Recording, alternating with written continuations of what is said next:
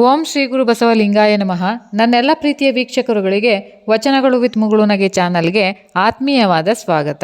ಸ್ನೇಹಿತರೆ, ಇಂದಿನ ವಿಡಿಯೋದಲ್ಲಿ ಸಿದ್ದರಾಮ ಶರಣರು ಬಾಲ್ಯ ಹಾಗೂ ಸೊನ್ನಲಿಗೆಯ ವೈಭವ ಮತ್ತು ಲೋಕೋಪಕಾರದ ಕೆಲಸಗಳ ಬಗ್ಗೆ ಕೇಳಿಸ್ಕೊಂಡಿದ್ವಿ. ಯಾವಾಗ ಅಲ್ಲಮ್ಮ ಪ್ರಭುಗಳು ಸೊನ್ನಲಿಗೆಗೆ ಪ್ರವೇಶ ಮಾಡ್ತಾರೋ ಅದುವೇ ಸಿದ್ದರಾಮರ ಬದುಕಿನ ಒಂದು ರೋಚಕ ತಿರುವಾಗಿ ಮಾರ್ಪಾಡಾಗುತ್ತೆ. ಹೇಗಿತ್ತು ಅವರಿಬ್ಬರ ಸಂಭಾಷಣೆ ಅನ್ನೋದನ್ನು ಇವತ್ತಿನ ಒಂದು ವಿಡಿಯೋದಲ್ಲಿ ನೋಡೋಣ. ಹೇಗಾದರೂ ಸರಿ ಸಿದ್ದರಾಮೇಶ್ವರರನ್ನ ಕಲ್ಯಾಣಕ್ಕೆ ಕರ್ಕೊಂಡು ಬರಲೇಬೇಕು ಅನ್ನೋ ಒಂದು ಮಹದಾಶೆಯಿಂದ ಅಲ್ಲಮ್ಮ ಪ್ರಭುಗಳು ಸೊನ್ನಲಿಗೆಗೆ ಬರ್ತಾರೆ. ಬಂದು ಕೆರೆ ಕಟ್ಟುವ ಅಡ್ಡ ಜನಾಂಗವನ್ನು ಕರೆದು ಎಲ್ಲಿರುವ ನಿಮ್ಮ ಒಡ್ಡರಾಮ ಅಂತ ಕೇಳಿ ಪ್ರಶ್ನೆ ಮಾಡ್ತಾರೆ. ಆ ಶಿಷ್ಯರಿಗೂ ಕೋಪ ನೆತ್ತಿಗೇರಿ ಬಿಡುತ್ತೆ. ಕೈಯಲ್ಲಿರ್ತಕ್ಕಂತಹ ಕಲ್ಲು ದೊಣ್ಣೆಗಳನ್ನು ಅಲ್ಲಮ್ಮನ ಕಡೆ ಬೀಸ್ತಾರೆ. ಆದರೆ ಅದೇ ಕಲ್ಲುಗಳು ಪುನರಾವರ್ತನೆಗೊಂಡು ಶಿಷ್ಯರ ತಲೆಗೆ ಬಡಿದು ರಕ್ತ ಸೋರ್ಲಿಕ್ಕೆ ಆರಂಭ ಆಗುತ್ತೆ. ಆಗ ಆ ಎಲ್ಲರೂ ಕೂಡ ಸಿದ್ದರಾಮರ ಬಳಿಗೆ ಬಂದು ಅಲ್ಲಮ್ಮರ ಬೈಗುಳದ ಟೀಕೆಯ ನುಡಿಗಳನ್ನು ಸಿದ್ದರಾಮರಿಗೆ ವರದಿ ಮಾಡ್ತಾರೆ. ಅಲ್ಲಮ್ಮ ಪ್ರಭುಗಳು ಯಾವುದೇ ಒಂದು ಪರಿಚಯ ಜ್ಞಾನವಿರದ ಸಿದ್ದರಾಮರು ತಾವು ಮಾಡುವ ಘನಕಾರ್ಯವನ್ನು ಹೀಗೆ ಟೀಕಿಸುವ ಆ ವ್ಯಕ್ತಿ ಯಾರು ಅಂತ ಹೇಳಿ ಅತಿ ಭಯಂಕರ ಮತ್ತು ಕೋಪದಿಂದ ಅಲ್ಲಮ್ಮರ ಜೊತೆ ವಾಗ್ವಾದಕ್ಕೆ ನಿಲ್ತಾರೆ. ಪುರಾಣ ಕಾವ್ಯಗಳ ಪ್ರಕಾರ ಸಿದ್ದರಾಮೇಶ್ವರರು ಕೋಪೋದ್ರಿಕ್ತರಾಗಿ ತನ್ನಲ್ಲಿದ್ದ ವಿಶೇಷವಾದ ಹಣೆಗಣ್ಣನ್ನು ತೆರೆದು ಅಲ್ಲಮ್ಮರನ್ನು ಸುಡಲು ಪ್ರಯತ್ನ ಮಾಡ್ತಾರೆ. ಆಗ ಅಲ್ಲಮ್ಮರು ತಮ್ಮ ಎಡಗಾಲ ಹೆಬ್ಬೆರಳಿನಿಂದ ಅದನ್ನು ಚಿಮ್ಮುಟ ಹಾಕ್ತಾರೆ ಅನ್ನೋ ಒಂದು ಕಥೆಯನ್ನು ಕೂಡ ಒಂದು ಕಡೆ ಹೇಳ್ತಾರೆ. ಈ ನಿಜವಾದ ಮಾರ್ಗ ಯಾವುದು, ಕರ್ಮವೋ ಜ್ಞಾನವೋ ಎನ್ನುವ ಪ್ರಶ್ನೆ ಸಿದ್ದರಾಮ ಹಾಗೂ ಅಲ್ಲಮ್ಮರ ಸುದೀರ್ಘ ಚರ್ಚೆಯನ್ನು ನಡೆಸ್ತಾರೆ. ಲಿಂಗ ಪ್ರತಿಷ್ಠೆ, ಪೂಜೆ ಇವೆಲ್ಲ ಸಾಮಾನ್ಯ ಜನರ ಮಾರ್ಗ. ಯೋಗಿಯಾದವನು ಈ ಹಂತವನ್ನು ದಾಟಬೇಕು. ಲಿಂಗ ಪ್ರತಿಷ್ಠೆ ಮಾಡುವವರಿಗೆ ನಾಯಕ ನರಕ ಎಂಬುದಾಗಿ ಅಲ್ಲಮ್ಮರು ಎಚ್ಚರಿಸ್ತಾರೆ. ಅದಕ್ಕೆ ಸಿದ್ದರಾಮರು ತನ್ನ ಈ ಸತ್ಕರ್ಮಗಳಿಗೆ ತನ್ನ ಇಷ್ಟದೈವವೇ ಪ್ರೇರಣೆ ನೀಡಿದ್ದು ಸುಳ್ಳೆ, ಹಾಗೂ ಈ ರೀತಿಯ ಜನಕಲ್ಯಾಣ ಕಾರ್ಯಗಳನ್ನು ಮಾಡಿದಾಗ ಮನಸ್ಸು ಪರಿಪಕ್ವವಾಗುವುದಿಲ್ಲವೇ ಎಂದು ಪ್ರಶ್ನೆ ಮಾಡಿದಾಗ ಅಲ್ಲಮ್ಮರು ಹೇಳ್ತಾರೆ, ಪ್ರತಿಫಲಾಪೇಕ್ಷೆಯಿಂದ ಮಾಡಿದ ಕರ್ಮಗಳನ್ನು ನೆಚ್ಚಿಕೊಂಡರೆ ಮುಕ್ತಿ ಸಿಗುವುದಿಲ್ಲ. ಮನಸ್ಸು ನಿರ್ಮಲವಾದರೆ ಸಾಲದು, ಜ್ಞಾನೋದಯವಾಗಬೇಕು. ಜ್ಞಾನಿಗೆ ಮಾತ್ರ ಕರ್ಮದ ಲೇಪವಿರುವುದಿಲ್ಲ ಅಂತ ಹೇಳ್ತಾರೆ. ಅಂದರೆ ಪೂಜೆ, ಧ್ಯಾನ ಎಲ್ಲವೂ ಕರ್ಮವೇ ಆಗಿರುತ್ತೆ. ಈ ಕಾರಣದಿಂದಲೇ ನಿನ್ನ ಮನಸ್ಸು ವಿಕಲ್ಪವನ್ನು ಹೊಂದಿದೆ. ಈ ಉದ್ದೇಶದಿಂದಲೇ ನೀನು ನನ್ನನ್ನು ನೋಡಿ ಸಿಟ್ಟಾಗಿದ್ದಿದ್ದು. ಅದಕ್ಕೆ ಸಾಕ್ಷಿ ಅನ್ನೋದನ್ನು ಅಲ್ಲಮ್ಮರು ಸಿದ್ದರಾಮರಿಗೆ ಪರಿಪರಿಯಾಗಿ ಅರ್ಥೈಸ್ತಾರೆ.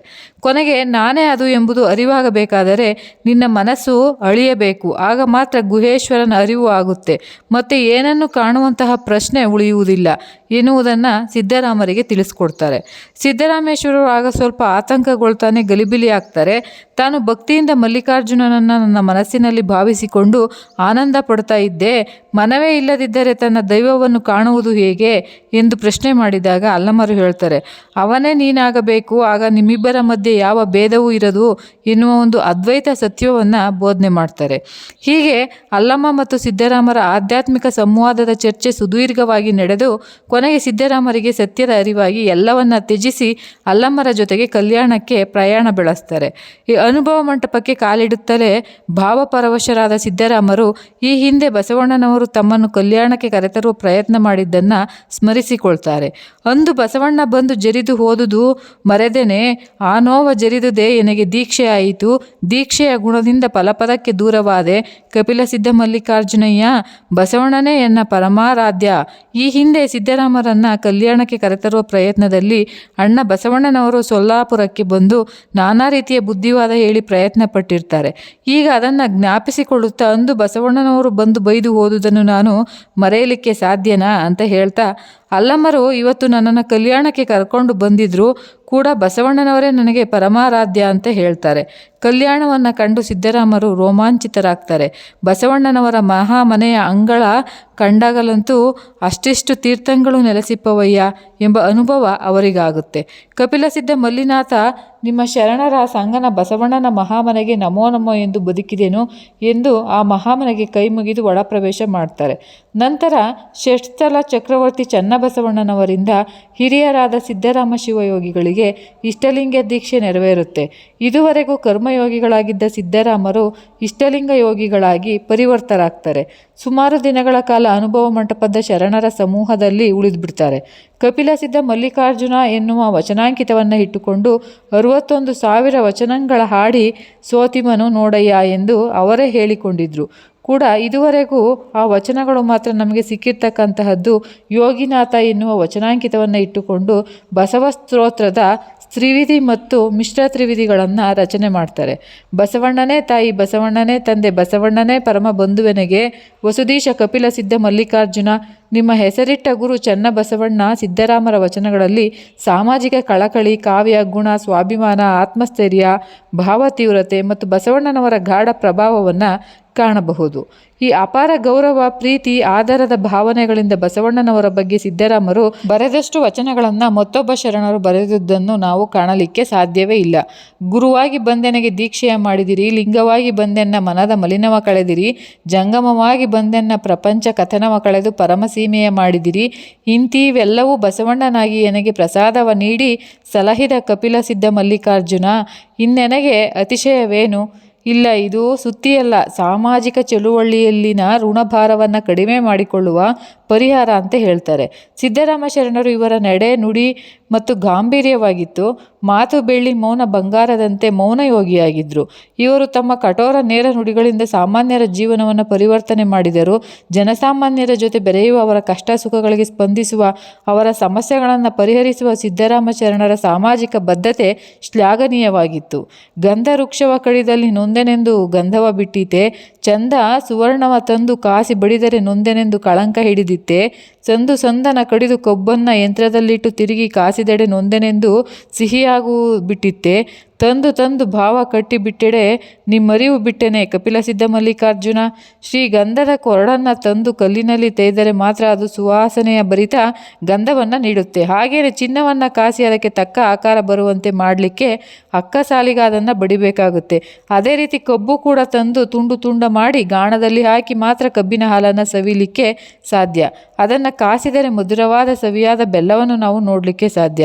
ಹಾಗೆಯೇ ಮನುಷ್ಯನು ಕೂಡ ತನ್ನ ಜೀವನದಲ್ಲಿ ಕಷ್ಟವನ್ನು ಎದುರಿಸಿದರೆ ಇನ್ನೊಬ್ಬರಿಗೆ ಮಾದರಿಯಾಗಬಲ್ಲ ಮತ್ತು ಸಮಾಜದಲ್ಲಿ ಗಟ್ಟಿಯಾಗಿ ನೆಲೆ ನಿಲ್ಲಬಲ್ಲ. ಕಷ್ಟಗಳನ್ನು ಎದುರಿಸಿದರೆ ಅವನ ಭವಿಷ್ಯ ಚೆನ್ನಾಗಿ ರೂಪುಗೊಳ್ಳುತ್ತದೆ. ಎಂತಹ ಕಷ್ಟ ಬಂದರೂ ಕೂಡ ನಿಮ್ಮ ಅರಿವನ್ನು ಬಿಡುವುದಿಲ್ಲ ಎಂದು ಕಪಿಲಸಿದ್ಧ ಮಲ್ಲಿನಾಥನಲ್ಲಿ ಪ್ರಾರ್ಥನೆ ಮಾಡಿಕೊಳ್ತಾರೆ, ಬೇಡಿಕೊಳ್ತಾರೆ. ಮುಂದುವರೆದಂತೆ ಸಿದ್ದರಾಮರು ಮಹಿಳೆಯರನ್ನು ಕುರಿತಂತೆ ತಾವು ತಾಳಿದ್ದ ಭಾವ ಮತ್ತು ಆಡಿರುವ ಮಾತುಗಳನ್ನು ಯಾವ ಒಬ್ಬ ಶರಣರು ಕೂಡ ಇಷ್ಟೊಂದು ಗೌರವಪೂರ್ವಕವಾಗಿ ಹೇಳೇ ಇಲ್ಲ ಅಂತ ಹೇಳಬಹುದು. ಈ ಹೆಣ್ಣು ಕೇವಲ ಹೆಣ್ಣಲ್ಲ, ಸಾಕ್ಷಾತ್ ಕಪಿಲ ಸಿದ್ಧ ಮಲ್ಲಿನಾಥನ ಎಂದು ಹೇಳಿದ್ದಾರೆ. ಹೆಣ್ಣಿಗೆ ದೇವರ ಪರಮೋಚ್ಚ ಸ್ಥಾನಮಾನವನ್ನು ನೀಡಿ ಗೌರವಿಸಿದ್ದಾರೆ.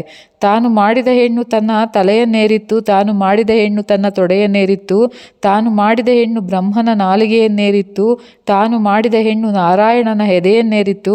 ಆದ ಕಾರಣ ಹೆಣ್ಣು ಹೆಣ್ಣಲ್ಲ, ಹೆಣ್ಣು ರಾಕ್ಷಸಿಯಲ್ಲ, ಹೆಣ್ಣು ಪ್ರತ್ಯಕ್ಷ ಕಪಿಲಸಿದ್ಧ ಚನ್ನಮಲ್ಲಿಕಾರ್ಜುನ ನೋಡಯ್ಯ ಅಂತ ಹೇಳಿಬಿಡ್ತಾರೆ. ಈ ವಚನದಲ್ಲಿ ಹೆಣ್ಣಿಗೆ ದೇವರ ಸ್ಥಾನವನ್ನು ನೀಡಿ ಬಹಳ ಮಾರ್ಮಿಕವಾಗಿ, ಸೂಚ್ಯವಾಗಿ, ಸೂಕ್ಷ್ಮವಾಗಿ ಪ್ರತಿಪಾದನೆಯನ್ನು ಮಾಡಿದ್ದಾರೆ.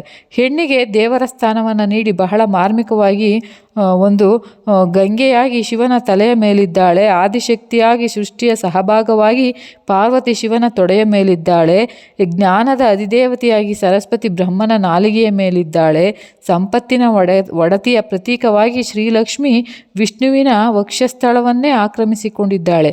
ಹೀಗೆ ಪುರುಷ ತಲೆ, ತೊಡೆ, ನಾಲಿಗೆ, ವಕ್ಷಸ್ಥಳ, ಶರೀರ, ಮುಖದ ಒಂದು ಪ್ರಮುಖದ ಚತುರ್ಭಾಗಗಳನ್ನು ಹೆಣ್ಣು ಆವರಿಸಿರುವಾಗ ಹೆಣ್ಣು ರಾಕ್ಷಸಿ ಹೇಗಾಗಲಿಕ್ಕೆ ಸಾಧ್ಯ ಎನ್ನುತ್ತಾಳೆ. ಅವಳು ಪ್ರತ್ಯಕ್ಷ ದೇವತೆ ಎಂದು ಸಿದ್ದರಾಮ ಶರಣರು ವಚನದಲ್ಲಿ ಸಾಕ್ಷೀಕರಿಸುತ್ತಾರೆ. ಇದು ನಿಜವಾದ ಸ್ತ್ರೀ ಸಬಲೀಕರಣದ ವಚನ ಅಂತ ಹೇಳಬಹುದು. ಹುಟ್ಟಿದ ಮನೆಗೂ ಕೊಟ್ಟ ಮನೆಗೂ ಹೂವು ತರುವ ಸಮವಸ್ತ್ರ ಹೆಣ್ಣು ಕುಲಕ್ಕೆ ತಲೆಬಾಗಿ ಮಣಿದು ಒಂದಿರಿಸಿದಂತಿದೆ. ಈ ಶಿವಯೋಗಿ ಸಿದ್ದರಾಮರ ಈ ವಚನ ಯಾವ ಮುಟ್ಟಿನಿಂದಾಗಿ ಮನುಕುಲದ ಹುಟ್ಟಿಗೆ ಕಾರಣಳಾಗುವ ಹೆಣ್ಣು ಹೇಗೆ ನರಕದ ಕುರುಹಾಗಲು ಸಾಧ್ಯ? ತಾಯಿಯನ್ನು ಪೂಜಿಸುವ ಮಾತೃಪ್ರಧಾನ ಸಮಾಜದ ಮೂಲ ಸಂಸ್ಕೃತಿ ನಮ್ಮದಾಗಿರಲು ಅವಳನ್ನು ನರಕಕ್ಕಿಳಿಸುವ ಆಲೋಚನೆಯೇ ತಪ್ಪು ಎಂದು ಸಾರ್ತಾರೆ. ನಿಮ್ಮ ನರಿದವನ ಮಂದಿರ ಮಹಾದೇವಿಯವರ ಮನೆಯಯ್ಯ ಎಂದು ಸಾರಿ ಹೆಣ್ಣಿದ್ದ ಪ್ರತಿಯೊಂದು ಮನೆಯನ್ನು ದೇವರ ದೇಗುಲವನ್ನಾಗಿಸಿದವರು ನಮ್ಮ ಶರಣ ಸಿದ್ದರಾಮರು.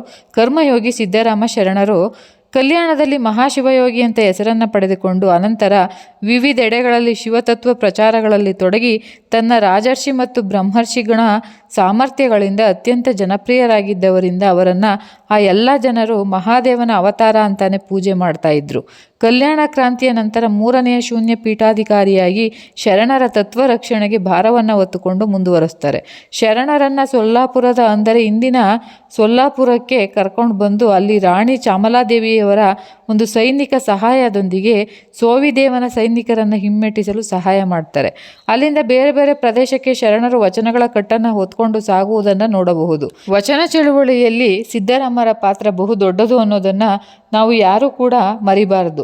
ಈ ಸಿದ್ದರಾಮ ಶರಣರು ಎಷ್ಟು ಪ್ರಭಾವಶಾಲಿ ಗೌರವಶಾಲಿ ವ್ಯಕ್ತಿತ್ವ ಹೊಂದಿದ್ದರು ಅಂತ ಹೇಳಿದ್ರೆ, ದೇವಗಿರಿಯ ಯಾದವರ ಶಾಸನದಲ್ಲಿ 2 ವಚನಗಳು ಕೆತ್ತನೆಗೊಂಡಿವೆ ಅನ್ನೋದನ್ನು ನಾವು ನೋಡಬಹುದು.